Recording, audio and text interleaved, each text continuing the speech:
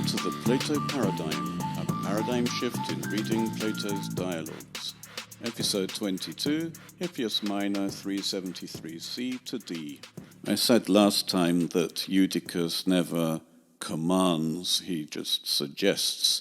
He has the status and the money to make other people do what he wants just by implying what he wants, because they want to please him in order to gain some advantage from him.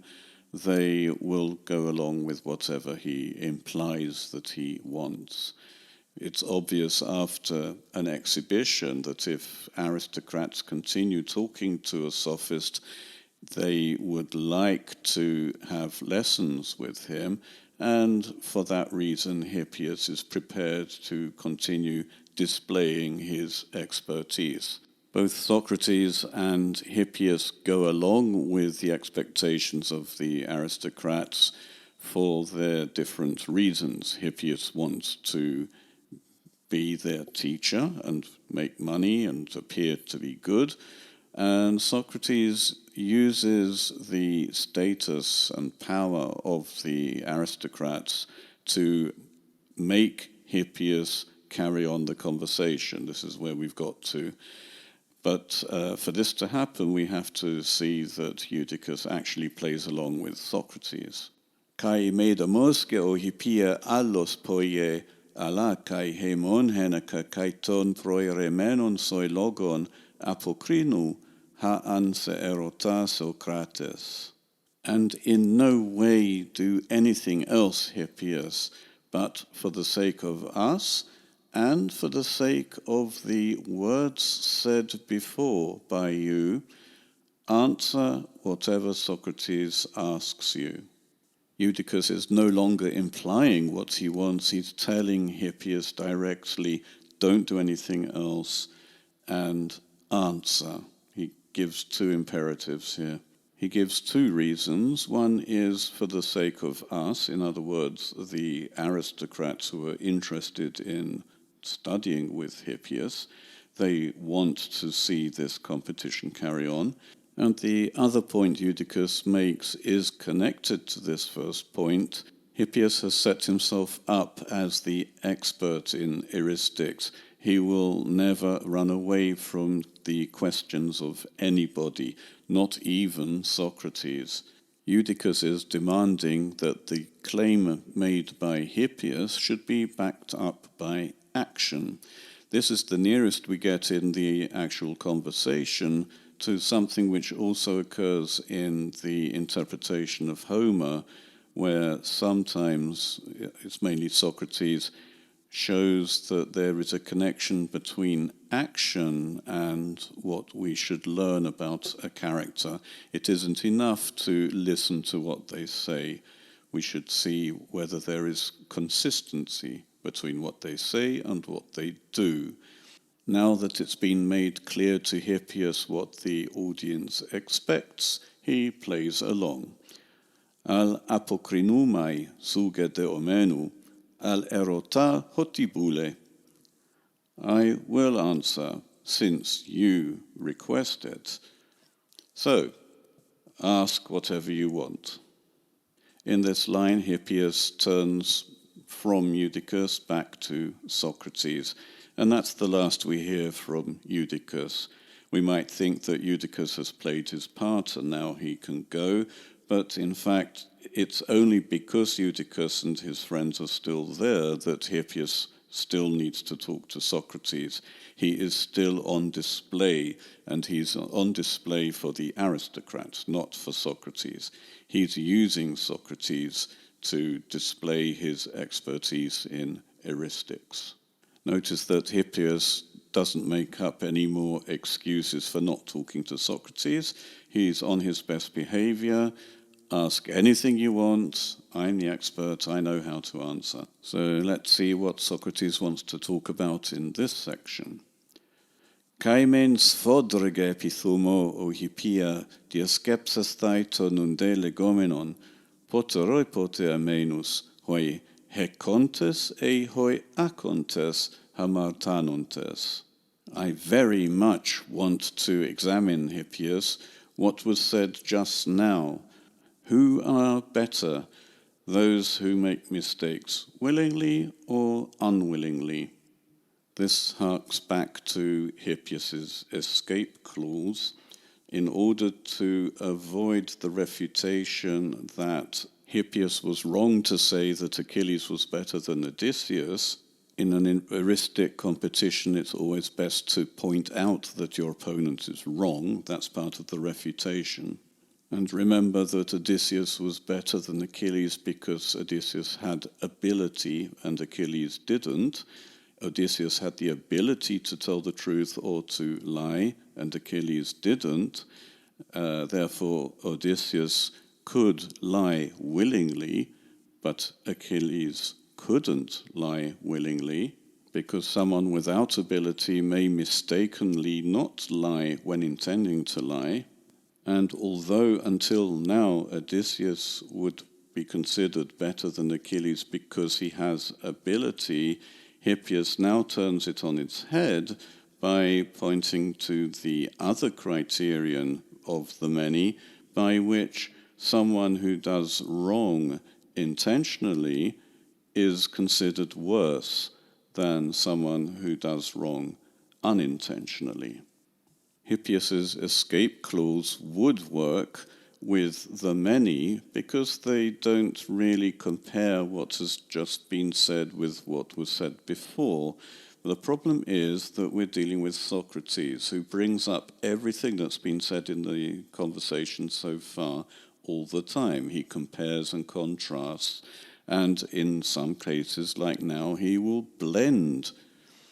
We have two criteria. These are two criteria used by the many, one of which is exploited by Hippias usually so that he may appear good to the many, and that is ability.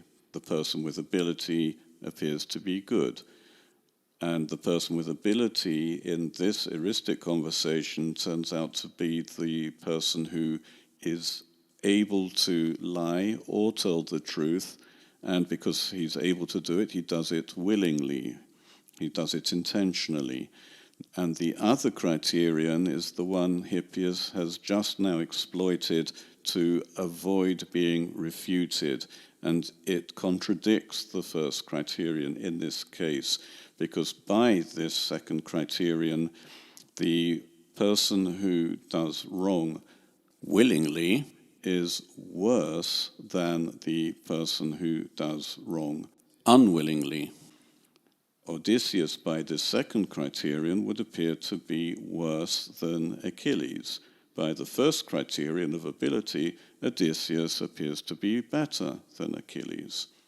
Socrates now appears to want to examine the second criterion, the second claim, by looking at cases where someone does something wrong willingly, and there's someone else who does something wrong unwillingly, who appears to be better. For the verb to do wrong, in this case, Socrates chooses hamartano, which means to make a mistake. So we have the absurd notion that there are people who make mistakes willingly, as opposed to those who make mistakes unwillingly. What does this mean? That there are people with the ability to do something correctly, but that would mean that they also have the ability, always, whenever they choose to make a mistake. This goes back to the first criterion, the one with ability. In his escape clause, Hippias had considered criminals, people who actually did wrong, harmful things willingly. They're the ones who are punished by laws. People who do bad things unwillingly are forgiven a bit more easily than the hardened criminals. But now Socrates is combining the two criteria to make this absurd notion of making mistakes willingly or unwillingly. It's not the first time that the verb has cropped up in the dialogue. We have had it before, but now Socrates is concentrating on it. He's showing up the absurdity of the idea. Oimai un epiten skepsin orthotan hode elthen al apokrinai.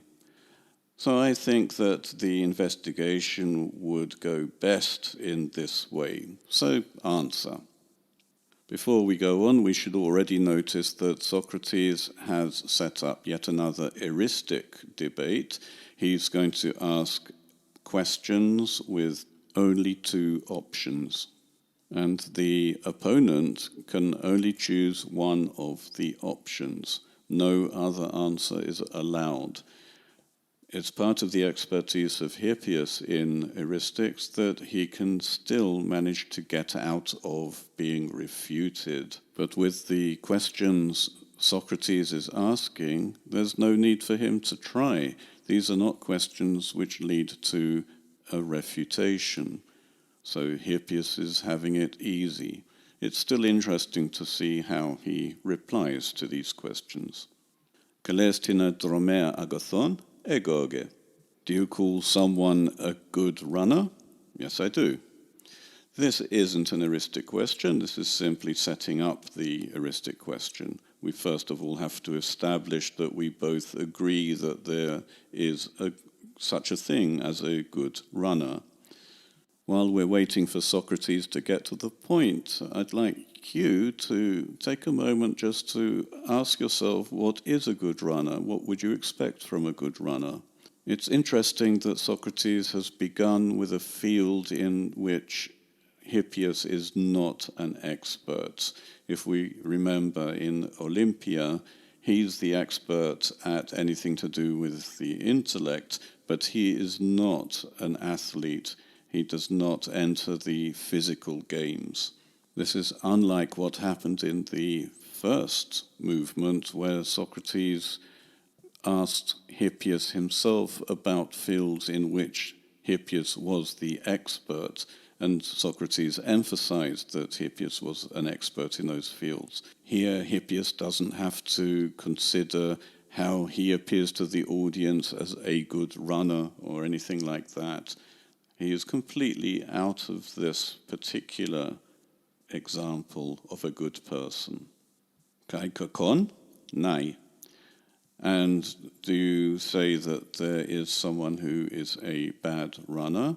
All Socrates says is and bad, but we have to supply everything that's understood. Hippias replies, yes. Hippias is very well behaved at the moment. He's answering very shortly with one-word answers, and he seems to know what he's talking about. It's very impressive. Given that the example is a runner, we may have to change our interpretation of the verb to make a mistake, hamartano. This is more like the original missed the mark. So what is the mark of a runner? What's the point? If you're not quite sure, we'll find out next time.